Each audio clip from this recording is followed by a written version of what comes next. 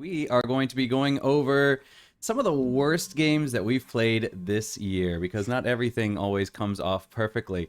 So, yeah, unfortunately, it has been a great year for the most part, but unfortunately, some things just, yeah, don't come out the way you want them to. Either you play them and they're not living up to your hype, or you read the reviews and they just aren't doing great, but for whatever reason, they didn't come out great.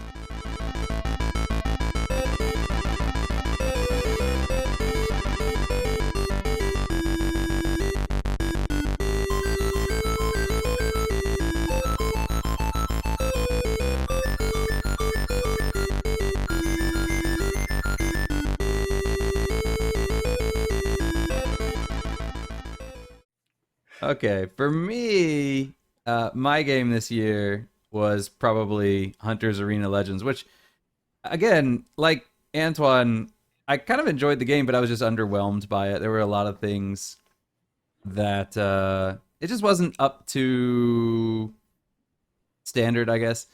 And yeah, it just playing it like I said, the characters were fun. You go into the fight, you grow them a bit. You get some levels up. You do some PVE. I like the PVE elements of it, but it just felt like it was underbaked. Because, for example, when you go out, you fight stuff. You can get your gear. You get your armor gear, and there only really seemed to be one set of each type. So there's only like one set of weapons, and then it's like rarity 1, rarity 2, rarity 3, rarity 4, and the same with armor. So there didn't seem to be a lot of the customization that you have in games like League of Legends or something like that, where you're going through and like in League of Legends, you have to go through, you go to the store, you earn your money, you go back to the store, and you can choose what do you want to build. Do you want to build stuff for crit? Do you want to build stuff for damage? Do you want to build stuff for life steal? Do you want to build stuff for, movement speed? And so you can kind of gear your character based on how things are going. But in this one, it was just flat upgrades. Just grab the better armor, grab the better armor, grab the better armor, grab the best armor. And that to me kind of made it a little less dynamic and a little less fun.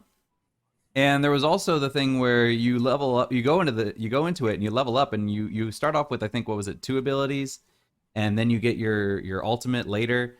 And it just didn't really seem like there was much of a purpose to that, because in a game like League of Legends or something like that, you're adapting. So you might say like, okay, I want to grab these abilities first, and you kind of have a build order that you're gearing for, and you're getting slowly more powerful as it is. But here it's just kind of, you're at power level 1, and then suddenly you're at power level 2, and then that's the max level. And so it's just, yeah, you just gain the access to another ability, and it didn't really seem beneficial to do it that way, just because either I mean, I guess the idea is you don't want to just come right off the bat and attack somebody with your ult, which I guess could make sense, but then why do it with, but then of course it comes to the point where if you're level 6 and I'm level 4, you have your ult, I don't.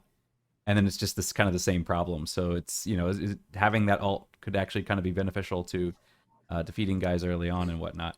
So overall, I think the gameplay itself was okay. I liked the characters, but it just really felt like it wasn't finished. It felt like, we built the first build of the game, and, later on we're going to add more stuff to it.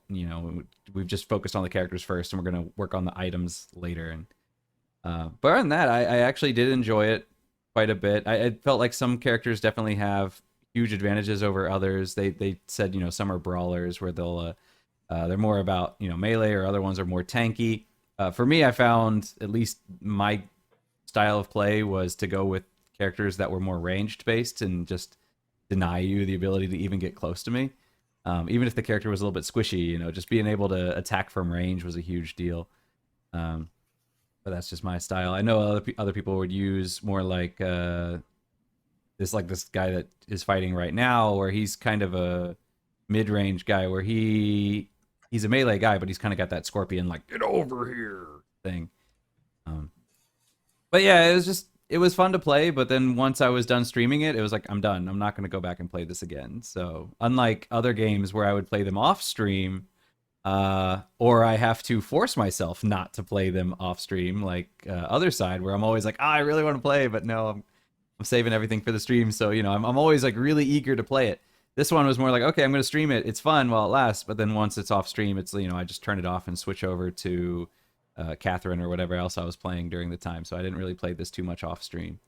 So that was I feel you would my have. worst of 2021. I feel you would have more fun playing For Honor. Did you try this one? I did play For Honor. I played For Honor quite a bit with my friends back in the day. We played the first season, and we really enjoyed it. But then we played a little bit into the second season after they added the Centurion and the Ninja. And the more it went on, I don't remember why we stopped. We ended up moving into something else, I think. But I like the whole thing, like where you can kind of get your gear and you can build your weapon the way you want it. So it's kind of like, okay, do you want more poison damage, or do you want more life steal, or do you want more it takes up less energy or whatever. And I really did enjoy For Honor, but then it seemed to go, when it started off, it was really fun, and then it seemed to go kind of, because they leaned first into a little bit more realism, and it seemed like they were starting to lean more into that kind of fantasy kind of element, especially when they added in like the ninja, and he has these shadow teleports and stuff like that. And I think some of the later classes are like that too. And then yeah, and then originally when it started off, it was kind of you were playing as a Nobushi, or you were playing as uh the shaman or whatever. And later on, it seemed to be, I guess they kind of went more that it was character focused, so you were playing a specific character rather than kind of a class. You're playing a character rather than a class, and they changed some things. So I haven't played it since a lot of the updates, but from what I've heard, it's changed quite a bit, and the changes are not ones that sound appealing to me. So yeah, but I don't know. Maybe I should go back and play it sometime and see how it goes. What other games can you think of that also? Because you said the leveling system you thought was a bit lazy, Yeah, it was like just the progression of yeah. yeah. What other games do you think are games that you found leveling systems to be horrible and horrific? Oh, let's see. Games where the leveling is terrible. Yeah, this one I can't. This one I didn't like just because it's almost like a switch. It's like you're lower level, and then it's just bump bump bump bump, and then boom, you gain all your abilities at once. So there was no tree, there was no. But I'm trying to think of anything else that's just got terrible leveling like that. I did not like the Disgaea series. I mean, it's a completely different game. That was a strategy RPG, but I hated that leveling system in that game because mostly, like, if you're playing a game like Final Fantasy Tactics or Tactics Ogre, Final Fantasy Tactics, everything you do, every action you take will give you some form of experience. So if you're healing somebody, you get experience, or if you're attacking somebody, you get experience, or if you're buffing something, or if you're using some kind of ability that builds rage on you or whatever. Every time you do something, you get experience for that. In Tactics Ogre, at the end of the battle, all your characters get experience. So everybody gets a flat amount of experience at the end of the fight.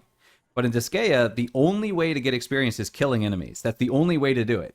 And because of it, it meant your healers almost never leveled. And you would get one character, and it would make it that you'd get one character that would just snowball to an extreme amount, to where they would just, like, he's level 2 and everybody else is level 1. Well, because he's level 2, he does the most damage. He's the most likely to kill somebody. He's the most likely to get the kill, which means he's the most likely to continue leveling. And then it gets to the point where your enemies are like level 15. All your guys are level 5, with the exception of one guy that's level 30.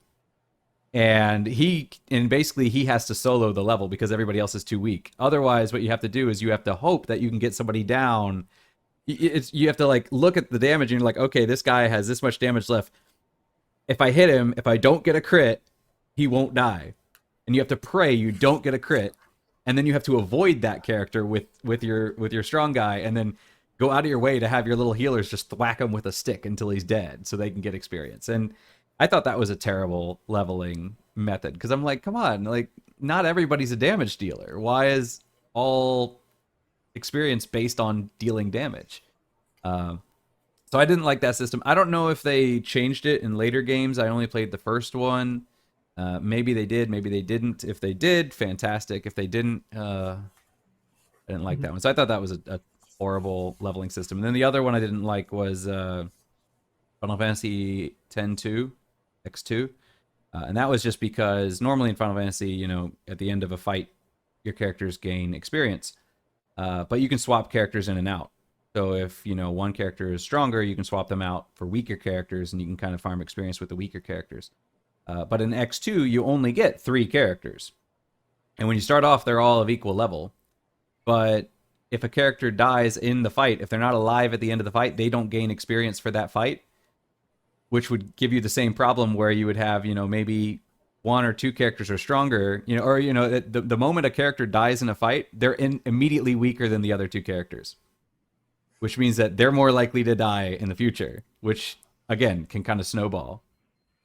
So you can farm it, but then, yeah, it's so you can't farm it by going back down to a lower level and fighting lower level dudes. But yeah, I didn't like the fact that if you only have 3 characters, I feel like they should all be of equal level, not, you know, all over the place. My opinion.